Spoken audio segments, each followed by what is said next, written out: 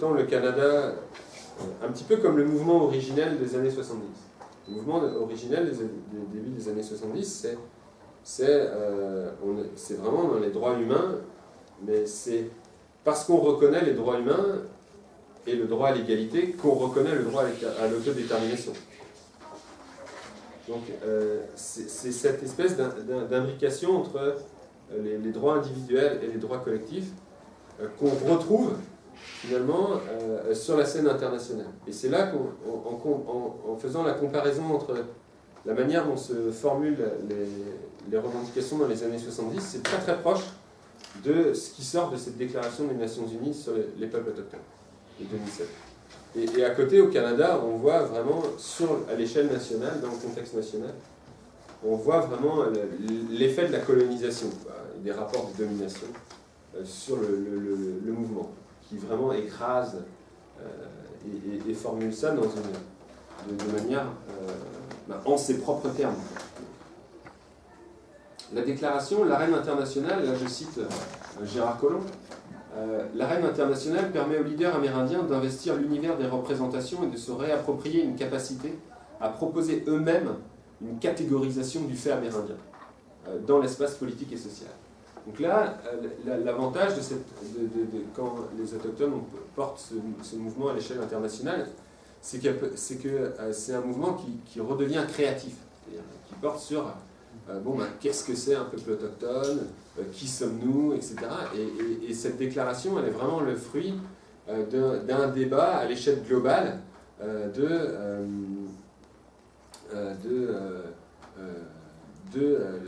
des droits collectifs, comment ces droits collectifs peuvent aussi s'articuler avec les droits individuels. Donc l'enjeu de ces luttes internationales, c'est plus la définition des droits ancestraux, mais c'est finalement le contrôle de la production des droits culturels. Nous, on veut pouvoir contrôler la manière dont on se représente. Donc on remonte à un niveau, là je fais mon tourénien, on remonte à un niveau métasocial, dirait Touraine, c'est-à-dire que l'enjeu de la lutte, c'est réellement le contrôle de la production de l'identité. Et moi je vois un petit peu finalement cette déclaration des Nations Unies comme le produit de ou l'affirmation en tout cas, de cette capacité qu'ont les autochtones à produire leur propre identité, à produire leur propre futur, à produire finalement leur propre histoire.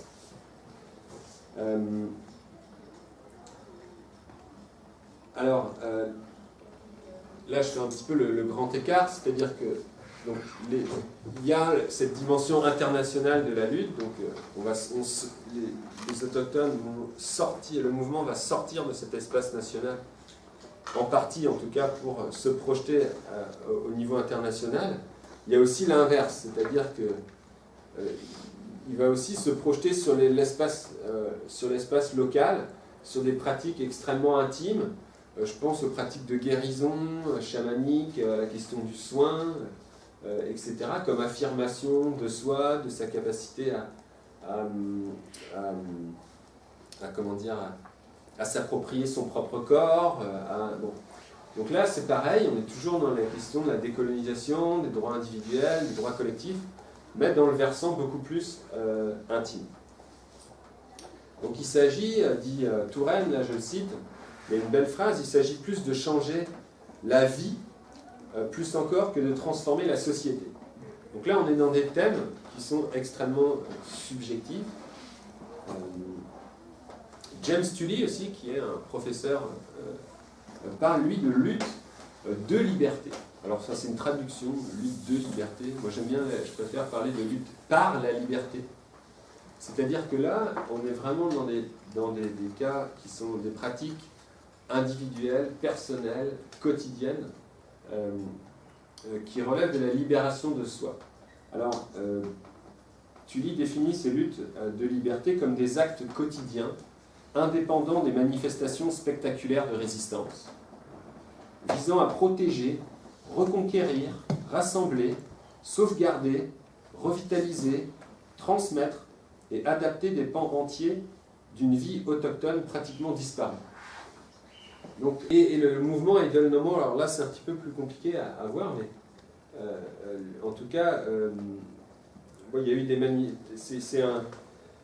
c'est drôle, c'est donc Idle No More, idle c'est être au point mort en fait. C'est difficilement traduisible en français, personne n'a réussi trop à trouver une traduction de ce truc-là, même les Québécois qui sont pourtant très forts, à toujours vouloir chercher une définition, une traduction française, ils n'ont pas réussi. Donc, parce que idle en fait c'est vraiment au point mort. C'est pas, mais alors pour trouver un slogan, plus jamais au point mort, c'est un peu long.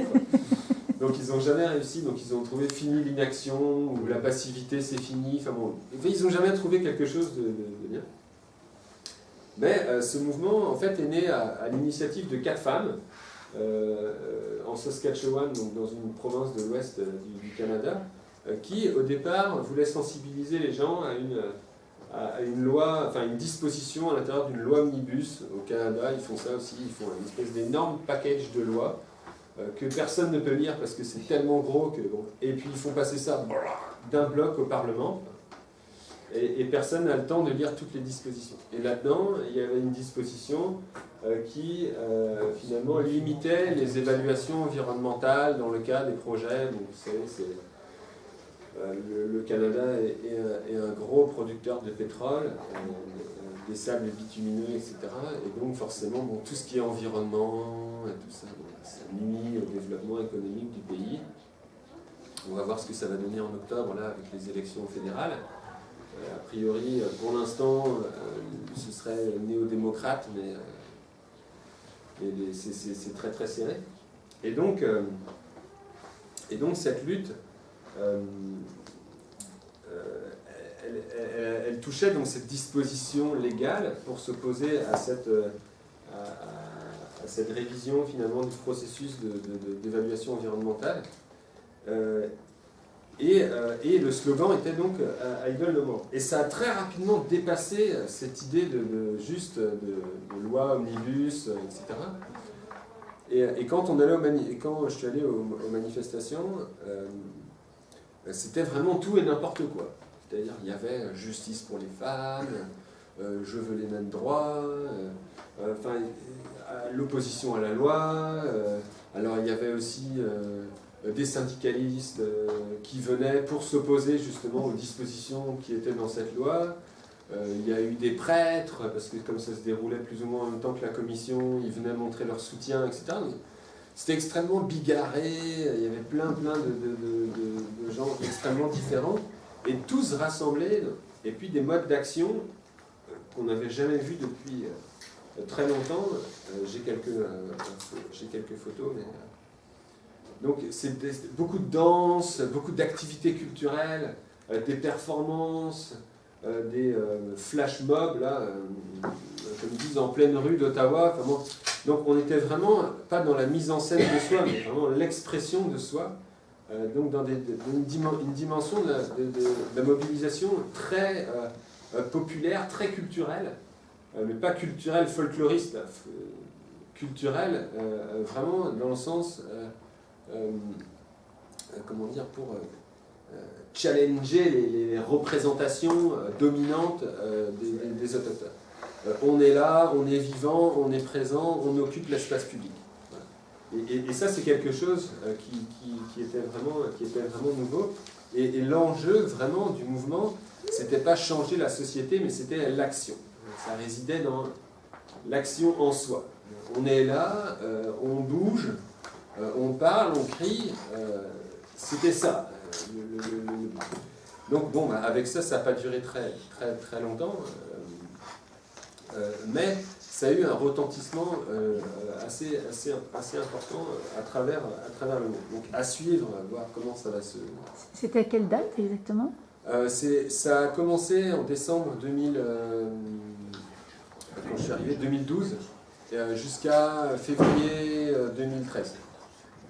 Donc il y a eu 5 ou 6 grandes manifestations au départ nationales, ensuite internationales. Et aucun lien avec s'est rapidement essoufflé. Il y a eu des manifestations à Paris, il y en a eu au Mexique. Enfin, c'était c'est drôle, c'est une thématique qui a rassemblé énormément de gens au-delà. Donc très critique vis-à-vis des leaders autochtones, affirmation d'un mouvement de la dimension populaire, une organisation totalement horizontale, sans porte-parole. Le premier qui commençait à parler dans les médias au nom d'Idle No More, il se faisait tout de suite reprendre par... Donc vraiment très inspiré des mouvements Occupy, etc. Ça m'amène à te poser une question, c'est combien de divisions pour les autochtones au Canada, dans le Grand Nord? Parce que j'ai l'impression que la force qu'on peut ressentir quand on entend des indigènes boliviens, et ça, c'est qu'ils représentent l'immense majorité de la population. Donc ils ont leur lutte, c'est une chose, mais ils sentent qu'ils ont une capacité d'infléchir la politique. Apparemment, il n'y a pas du tout... Non, alors, c'est qu'au départ, même s'ils ne sont pas nombreux, il y a cette potentialité, quoi, cette volonté de transformer, en tout cas de porter son regard sur la démocratie. C'est un mouvement extrêmement démocratique qui vise à décoloniser, à réduire les injustices et à faire en sorte que la société canadienne soit conforme à l'image qu'elle se donne d'elle-même. Faire société à travers la reconnaissance des différences de chacun, c'est parce qu'on est tous différents qu'on est tous égaux. Voilà, en gros, on fait l'égalité en reconnaissant les différences de tous. Ça repose sur les droits individuels, alors que les revendications autochtones, nécessairement, c'est forcément des droits collectifs. Donc ça fonctionne pas. Mais ils n'ont pas encore trouvé... En gros, le système social canadien, la manière dont il traite les revendications, c'est simple. Autant que théoriquement, on est capable de penser l'articulation entre les droits collectifs et les droits individuels, théoriquement, là, un juriste est capable de faire ça, mais de manière pratique, en termes de rapports sociaux, c'est beaucoup plus compliqué, quoi. Là, le Canada, c'est soit c'est droits individuels, soit c'est droits collectifs. Alors pour l'instant, ça prend le chemin des droits collectifs. Et on voit que c'est en train de rebalancer maintenant vers aussi les droits individuels avec la Commission. Et ils ont été capables de faire le multiculturalisme. Et ils refusent de trouver une solution multiculturelle, on va dire, à la question autochtone. Mais c'est clair que c'est une absence de volonté politique, évidemment.